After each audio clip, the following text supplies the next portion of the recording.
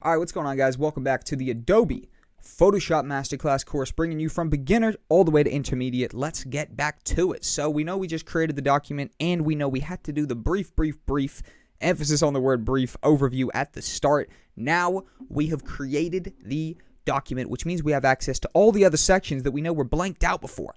You know, all this stuff, filters, look at all this awesome stuff that we have access to. And in time, I'm not going to overwhelm you, but in time, we're going to go ahead and break all of this stuff down one by one. But right now, what we got to do is we got to get to the familiarization.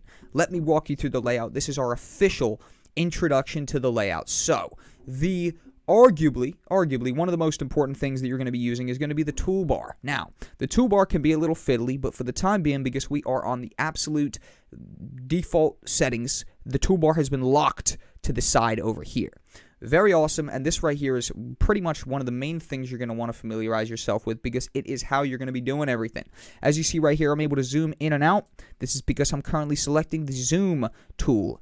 Also, you have every other tool at your disposal right here, and this is stuff that we are going to break down in depth later on. I'm going to break down each individual tool, but for the time being, just know that this is the toolbar right here. This is how you're going to select your different, arsenal of different tools that's going to help you affect your project positively and actually create something awesome.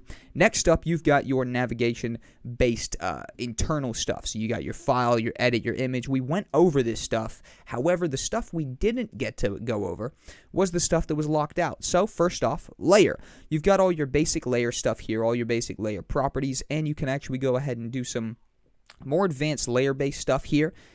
Type is, to me, mostly ignored, but overall it revolves around text. Select is something that, again, is overall ignored, because the reality of the situation is a lot of these would be applicable if we weren't using and heavily using shortcuts, which shortcuts is something we have a full breakdown. I think it might even have to be a two-part episode coming up in the next section, because the reality of the situation, a lot of the edit section, the copies, the pastes, and honestly, same with the select section, a lot of this stuff is accessed entirely through shortcuts, and it's places I rarely visit myself. Now, edit, on the other hand, also does have some very advanced stuff that we'll get to a little bit later. For example, you've got some content-aware fill, something that will definitely come up.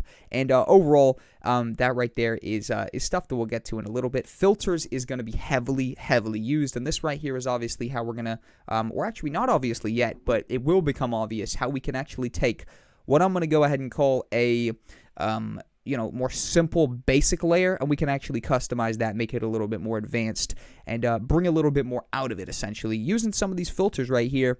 And you can get a lot more out of your pictures, a lot more out of your graphics using these filters, whether it be text, whether it be amplifying an object, making it stand out from the background. We are extensively going to be getting into filters.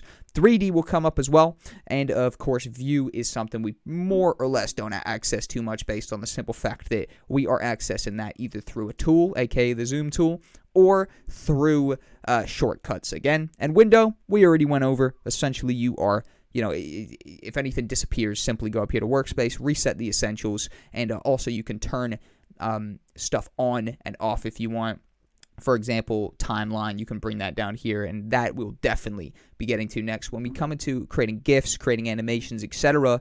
And overall, that is not applicable right now. So if you don't find yourself using a section, you can hover over the three bars over here, which pretty much signals settings, right, or properties of the tab, if you will. And you can go ahead and click close, and that will go ahead and shut that down. Now, everything that they give you by default is pretty relevant, so I'd probably go ahead and keep it open. This is basically how everything looks for me throughout the course of my Photoshop use. And over here to the right, this right here down here is the layers. Layers are going to stack up here. If we had 100 layers, it would just be background, or layer, and this will be full. So as we get layers, it will basically stock up. There will be one below this, one below that, one below that, and it will pretty much build up.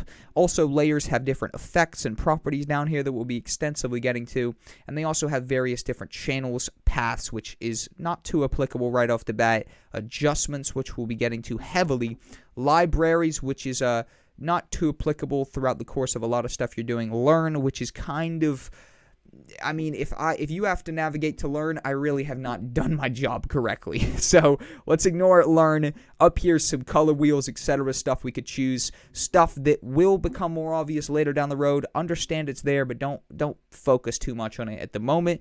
And to finalize things, this is, of course, your workspace right here. This is where all of our effects are going to be done. All of our edits are going to be done. Everything is going to be done here.